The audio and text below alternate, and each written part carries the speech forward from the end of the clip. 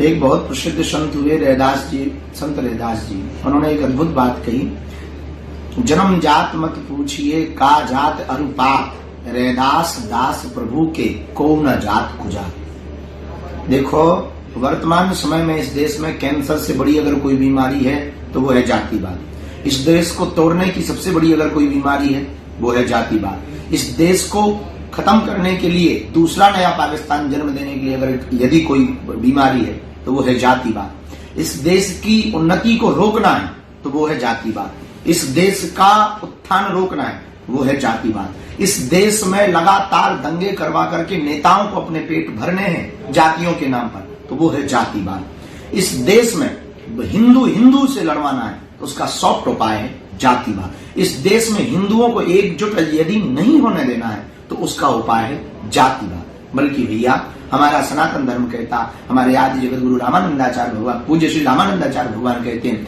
जात ना पूछो साधु की। हमारे पसंत कहते हैं, हरि को भजे सो हरि को होई, जात पात पूछे नहीं कोई। भैया जो जात बाद में फंसा है इससे निश्चित रूप से देश की दुर्गति होगी, देश की स्थिति ठीक नहीं रहेगी।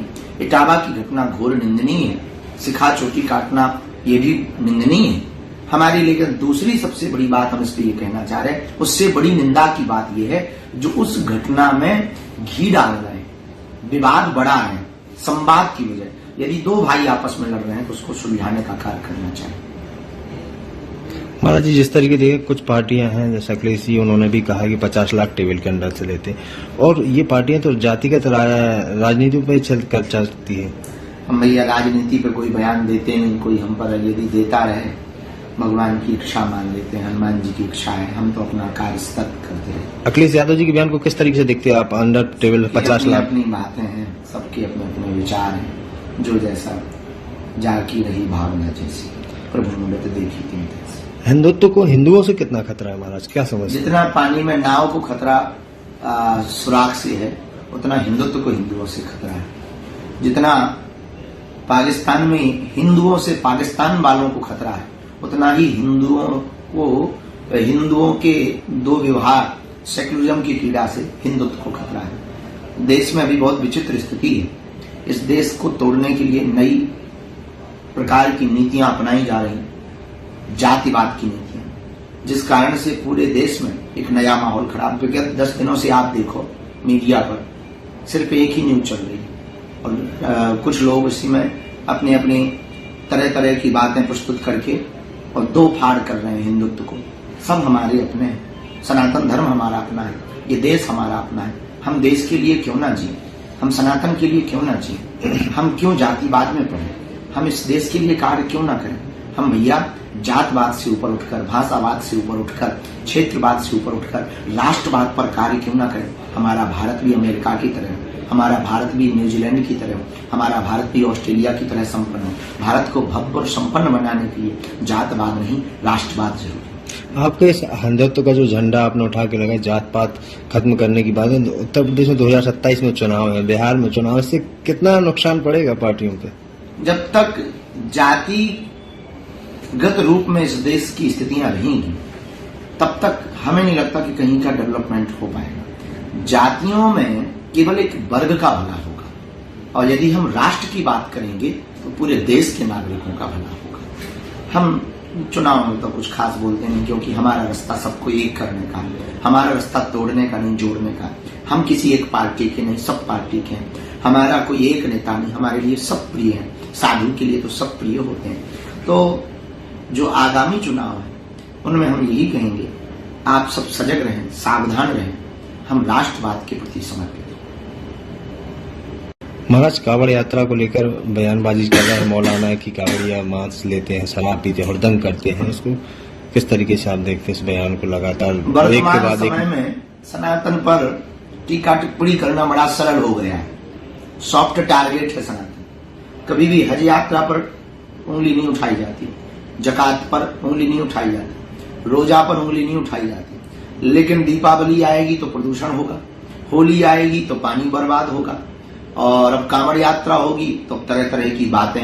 हाँ, सब लोगों में सब प्रकार के लोग होते हैं, ऐसा नहीं कि सब ठीक होता है, कुछ अच्छे भले बुरे होते हैं, सभी में होते हैं। किसी जितने मजहब हैं उन मजहबों में भी अच्छे भले बुरे लोग हैं, उसी प्रकार सब समाजों में, सभी वर्गों में, सभी लाइनों में अच्छे भले बुरे लोग होते हैं। न्यूज में भी अच्छे भले बुरे लोग होते हैं, जैसे उसी प्रकार इस संत लाइन में भी अच्छे भले बुरे होते हैं। कुछ कालनेमी होते, कुछ साधु होते, कुछ असाधु होते, नेताओं में भी ऐसे होते, अभिनेताओं में भी ऐसे होते हैं। तो फिर भी इसके बाद सनातन धर्म के ऊपर उंगली उठाना, इससे ये सिद्ध होता है कि सनातन धर्म को सॉफ्ट टारगेट बनाया गया। इस देश में सनातन धर्म से लोगों की आस्था उठे, सनातन में आपस में विद्रोह उत्पन्न हो, इसलिए बार बार टीका टिप्पणियां भगवानों के ऊपर, कभी मंदिरों के ऊपर, कभी त्योहारों के ऊपर, कभी सनातन की परंपरा के ऊपर की जाती हैं। अब कांवड़ यात्रा पर जो उंगली उठा रहे हैं, हमको तो लगता है निश्चित रूप से उनको मानसिक बीमारी है और वो विक्षिप्त है। कांवड़ यात्रा भगवान महादेव के प्रति श्रद्धा का प्रतीक है। अब कोई कैसे जा रहा वो उसकी निजी आस्था है, वो अपनी आस्था से जा रहा, कि जल भर के जा रहा, हल चल करके जा रहा, वो उसकी अपनी निजी आस्था है। पर हमें नहीं लगता कि किसी पर टीका टिप्पणी करनी चाहिए। एक उंगली उठाएं किसी पर तो तीन उंगलियां स्वतः अपनी तरफ मुड़ जाती हैं। ऐसे मौलानाओं के लिए क्या मैसेज है बागेश्वर धाम पीठ से? हम उन मौलाना साहब को ये कहना चाहेंगे, उनके धर्म गुरुओं को, कि हमारी बात बहुत गंभीरता से लें। यदि वो अभी कांवड़ पर बोलेंगे और कल के दिन हम आपके ऊपर बोलेंगे तो आपको फिर बड़ी मिर्ची लगेगी। इसलिए उनके जितने भी विशिष्ट धर्म गुरु हैं, ऐसे मौलाना के खिलाफ में तत्क्षण एक फतवा जारी होना चाहिए। एक तरफ योगी सरकार है, योगी सरकार ने तमाम चीजें लाइसेंस के लिए बात कर दी कि जितनी फूड दुकानें लाइसेंस हों, और भी जो मांस की दुकान है प्रतिबंध लगा दिया है। इसको बहुत उत्तम है, पवित्रता बहुत आवश्यक है।